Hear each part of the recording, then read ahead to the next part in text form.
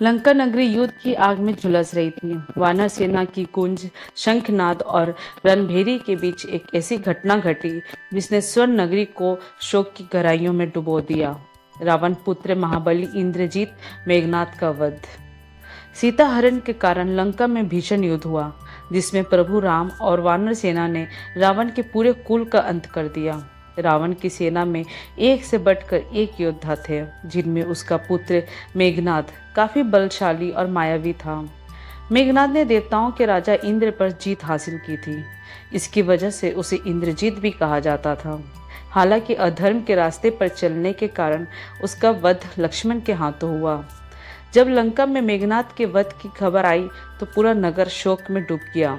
रावण मूर्छित हो गया, मां मंदोदरी बेसुध हो गई। वहीं मेघनाद की पत्नी सुलोचना पति की खबर पाकर बेजान सी हो गई। मेघनाद की मृत्यु के बाद सुलोचना का क्या हुआ, आइए जानते हैं। लेकिन सबसे पहले बात करेंगे कि कौन थी सुलोचना।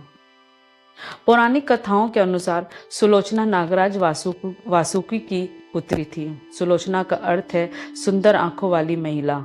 वे अपने नाम के समान ही अति सुंदर और गुणी थी। उसका विवाह मेघनाद से हुआ था। कुछ कहानियों में बताया जाता है कि सुलोचना का विवाह देवताओं के राजा इंद्र के बेटे जयंत से होना तय था, लेकिन विवाह से पूर्व रावण पुत्र मेघनाद ने इंद्र को युद्ध में हरा दिया और उसकी वीरता से सुलोचना इतनी प्रभावित हुई कि वो अपना हृदय ही हार बैठी, जिसके बाद सुलोचना का इंद्रजीत के प्रति प्रेम हो गया और परिणाम स्वरूप सुलोचना का विवाह मेघनाद से हो गया। कुछ जगहों पर सुलोचना को प्रमीला नाम से भी लिखा जाता है। आइए अब जानेंगे कि मेघनाद का विवाह सुलोचना के साथ कैसे हुआ। मेघनाद ने तप कर को पत्नी के रूप में पाने की सिद्धि पाई थी। रावण को नागलोक जाने की सिद्धि प्राप्त थी। रावण ने मेघनाद को वो सभी सिद्धि प्रदान कर दी। उसने बताया कि नागराज की बेटी सुलोचना ही तुम्हारी पत्नी होगी। रावण ने मेघनाद को बताया कि एक बार जब वो नागलोक गया था, तब नागों की देवी सती ने सुलोचना को सती होने और चमत्कारी पति पाने का वरदान दिया था। रावण की सिद्धियां लेने के बाद मेघनाद सेना के साथ नागलोक जाता है। वहां उसकी मुलाकात नागराज से होती है और वो सुलोचना से विवाह का प्रस्ताव रखता है। इस पर नागराज सहमत हो जाते हैं, लेकिन सुलोचना की भी इच्छा जानना चाहते हैं।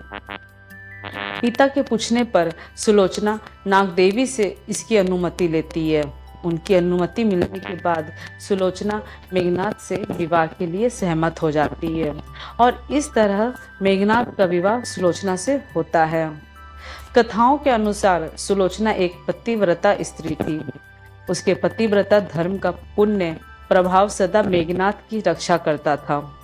रावण ने इसलिए सुलोचना का पुत्र वधु के रूप में चयन किया था, ताकि मेघनाद की शक्तियों में बढ़ोतरी हो जाए और वो अजय रहे।